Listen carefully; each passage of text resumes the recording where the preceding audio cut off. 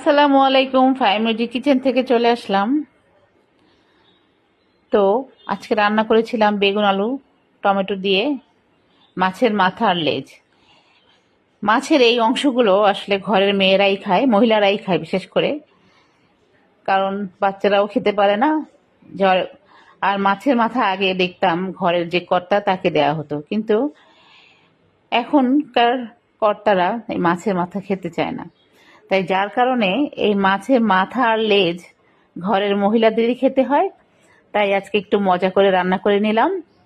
এখানে 2 রকমের মাছের মাথা আর লেজ ছিল, সেটা দিয়ে নতুন টমেটো আলু বেগুন দিয়ে ধনিয়া পাতা দিয়ে কাঁচামরিচ দিয়ে তরকারিটা রান্না করেছিলাম।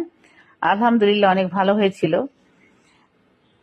আর মারাও ভালো খায়, কিন্তু দেখা যায় মেয়েরা আসলে সংসার চালায়, তো তো তাদের ভালো জিনিসগুলো আসলে নিজেদের খেতে ইচ্ছা করে না। মনে হয় ভালো জিনিসগুলো বাচ্চাদের দেই, ঘরের যে কর্তা ব্যক্তি আছে তাকে দেই, আর আমরা পরে খাই। এই হচ্ছে নারী।